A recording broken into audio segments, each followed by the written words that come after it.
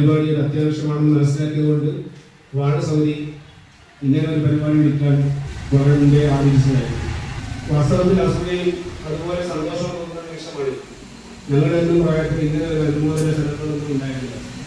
Award ദാന നിർവഹിക്കാൻ ഇവിടെ എത്തിച്ചേർന്നിട്ടുള്ള ഡോക്ടർ നഹാസ് മാള അവർക്ക് ഞാൻ സ്വാഗതം ആശംസിക്കുകയാണ്. വിജയിച്ച മുഴുവൻ കുട്ടികൾക്കും അതിനെ തയ്യാറാക്കിയ രക്ഷിതാക്കൾക്കും 1000 അഭിനന്ദനങ്ങൾ അറിയിച്ചുകൊണ്ട് ഞാൻ വാക്കുകൾ അവസാനിപ്പിക്കുന്നു. നിങ്ങൾക്ക് ഉണ്ടാവുന്ന മനസ്സിലുണ്ടാവേണ്ട ഒരു അത്ഭുതമുണ്ടോ പോയിന്റുകളെ കുറിച്ച് മാത്രം പറയാനാണ് ഞാൻ ഉദ്ദേശിക്കുന്നത്. നിങ്ങളോടാണ്, കുട്ടികളോടാണ് കേട്ടോ പറയുന്നത്, എല്ലാവരോടും സംസാരിക്കുന്നത്. നിങ്ങളൊന്ന് നാട് അല്ലെ, ഓരോ നാടിനും ഓരോ പ്രത്യേകത. റസൂലുള്ളാഹി സ്വല്ലല്ലാഹു അലൈഹി വസല്ലം ജനിച്ച നാടേതാ? പട്ടക്കാരനായ റസൂലുള്ളാഹി സ്വല്ലല്ലാഹു അലൈഹി വസല്ലമയോട് അള്ളാഹ് സംസാരിക്കുന്നു, പറഞ്ഞു അൻത ഹില്ലും ബിഹാദൽ ബലദ്, നീ ഈ നാട്ടുകാരനാണല്ലോ. വളരെ പ്രധാനപ്പെട്ട പോയിന്റ്. അതായത് നീ വേറെയോ നാട്ടുകാരനല്ല, നീ ഈ നാട്ടുകാരനാണല്ലോ. അപ്പൊ ഈ നാട്ടുകാരനാണല്ലോ എന്നുള്ളത് നമുക്കൊക്കെ വളരെ പ്രധാനപ്പെട്ട ഒരു മനസ്സിലെ ഒരു നയമാണ്. നയമെന്ന് പറഞ്ഞാല് നമുക്ക് ഒരു പുള്ളിയിലുള്ള അനുഭവമാണ്.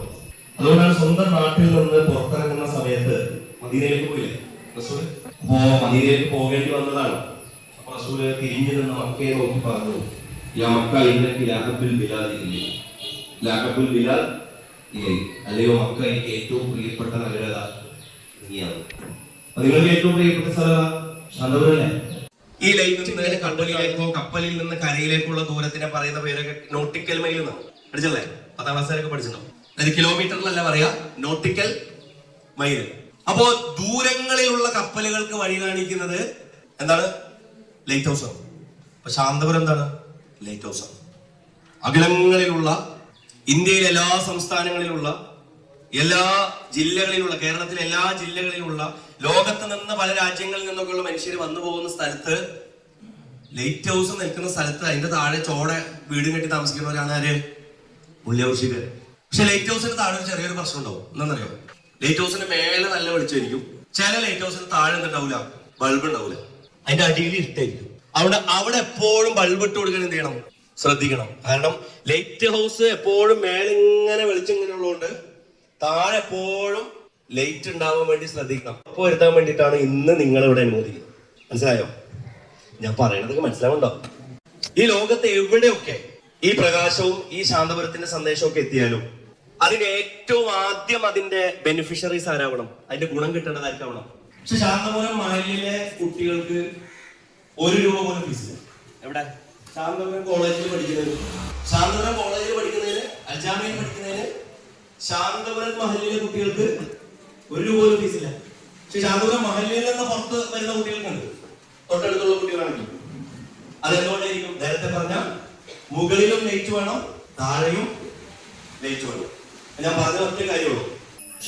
അപ്പൊ ഇതാകട്ടെ, ഈ 5 കഥകളും ആ 5 കഥകളുടെ ഗുണപാഠങ്ങളും ആകട്ടെ, ഒപ്പം ശാന്തപുരത്തിന്റെ മൂല്യാഘോഷിയുടെ അടുത്ത തലമുറയുടെ ഏറ്റവും മികച്ച ഒരു ഓർമ്മയാകട്ടെ ഈ അനുമോദന സംഗമം എന്ന് പറഞ്ഞ് ബിസ്മില്ലാഹിർ റഹ്മാനിർ റഹീം അല്ലാഹുവിന്റെ നാമത്തിൽ ഈ സംഗമം ഉദ്ഘാടനം ചെയ്തതായി ഞാൻ അറിയിക്കുന്നു. അസ്സലാമു അലൈക്കും.